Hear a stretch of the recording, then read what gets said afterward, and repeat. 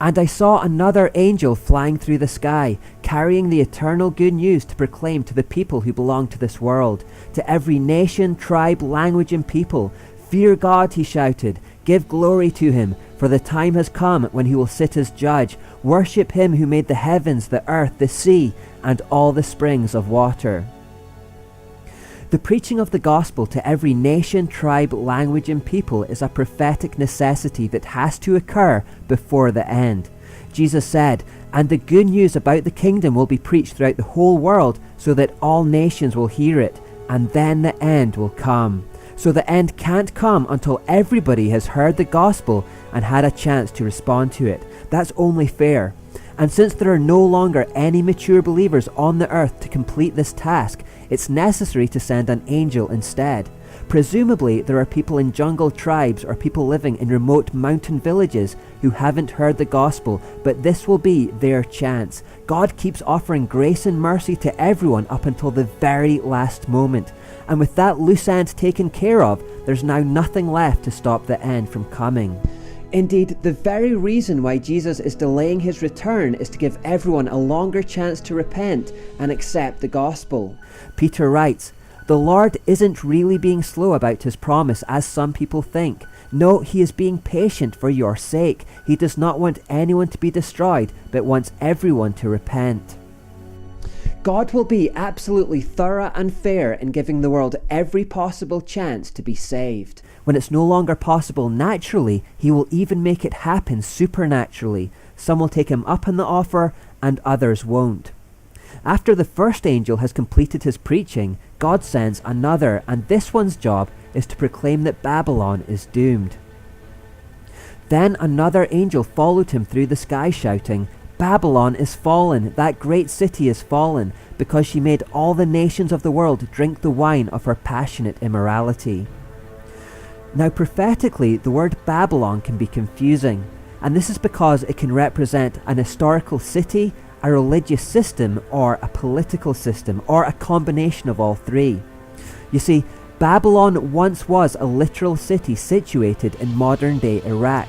In Genesis 11, after the flood, many people congregated there in defiance of God. They built a monument for their own glory, which has become known as the Tower of Babel. The Tower of Babel was a political throne and an idolatrous temple. It had a political and a religious significance, and the religion there was called the Mysteries. These were satanic mysteries, really. It involved the hidden secrets of occultism and astrology. The Babylonian effort to coordinate a unified, God-defying political and religious system was swiftly dealt with. Instead of destroying them with a flood, which is something he promised never to do again, God scattered them with different languages. Ever since that scattering, Satan has been trying to reunify the earth under a global system once again, a one-world order in defiance of God. Babylon represents the origin and entirety of that evil system and ambition. It's a name that signifies the entire one-world order led by the Antichrist.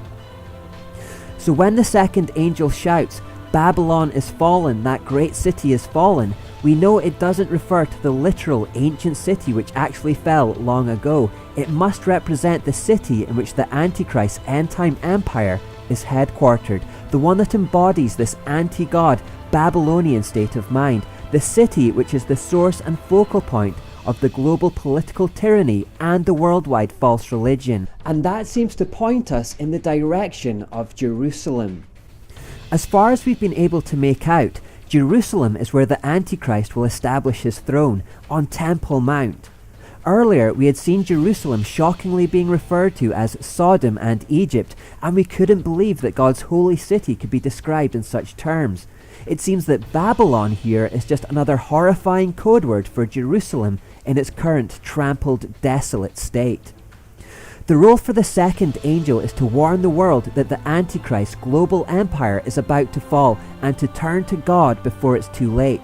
The wicked people of the earth already rejoiced at the deaths of the two witnesses when they said such things, but the angel will now do supernaturally what's no longer possible naturally. The angel will tell them that although they consider the Antichrist to be unassailable and have put their faith in his system, his religion and his political structure, believing it to be invincible, It's about to be shattered by the true king. Jesus is coming back. As Daniel wrote, during the reigns of those kings, those 10 end-time rulers, the God of heaven will set up a kingdom that will never be destroyed or conquered. It will crush all these kingdoms into nothingness, and it will stand forever. Anyone who puts their faith in the Antichrist is making a bad choice. Also notice how the angel talks about the fall of Babylon in the past tense.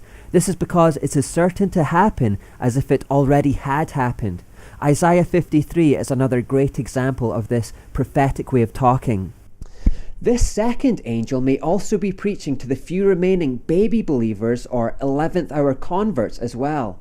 Obviously, they won't have had a chance to read the Bible, and there will have been no human teachers to teach them about end-time prophecy. So this message from the second angel will be vital information for them. It will help to orientate them with events at that time. You can imagine that they've just seen the two witnesses rising into heaven and know that God is God, but that's all they know. They don't have a clue about whether the Antichrist will continue to reign, how long for, what their stance should be if arrested, whether they are allowed to take his mark and participate in his system. They need this instruction from the second angel. They need to know that Jesus' return is imminent and to hang on. A third angel then comes along.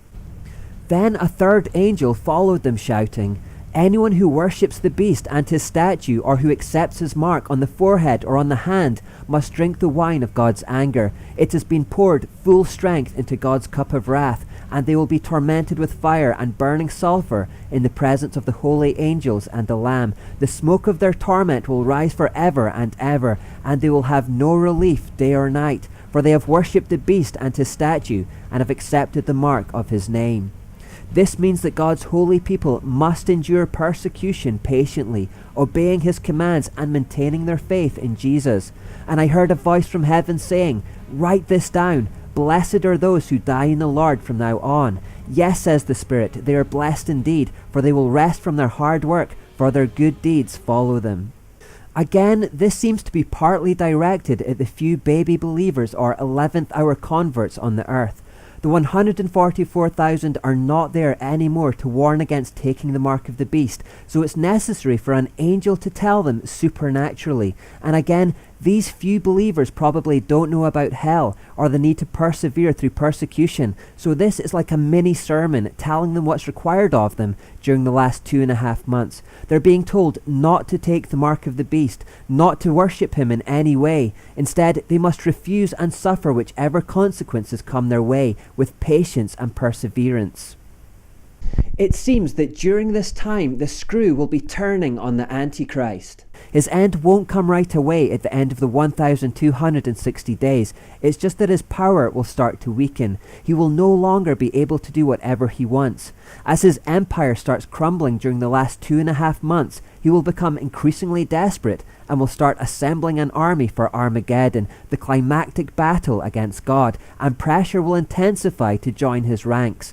The Antichrist has wiped out a lot of Christians, and he's now trampled all over Israel, and it will soon be time to confront God himself. From a spiritual perspective, Satan lost the battle for heaven, but he still seems intent on claiming the earth as his through his stooge. This, in many senses, is the world's darkest hour. It's always darkest just before the dawn. Therefore, the three angels are sent to give everyone one last chance to repent and to offer a Discipleship 101 class to those new believers who are in the unfortunate position of still being around on earth at this time. Many of them will be martyred, and those that aren't must be found to be faithful when the Lord returns for battle. God pronounces a special blessing on these 11th hour converts for turning to him and being willing to die for him at such a dark time. Daniel was told about this special blessing too, remember. From the time the daily sacrifice is stopped and the sacrilegious object that causes desecration is set up to be worshipped, there will be 1,290 days, and blessed are those who wait and remain until the end of the 1,335 days. There might be a part of us that gets a little riled by that. Why should these latecomers, these 11th hour converts, receive a special blessing? But in Matthew 20, Jesus tells a parable that explains how we have no right to be angry with God for being so merciful and so gracious. Those who repent at the last minute will be treated just the same as those who converted earlier in the day. As for those stubborn people who still refuse to turn to God, they have chosen their side and they will soon suffer the consequences.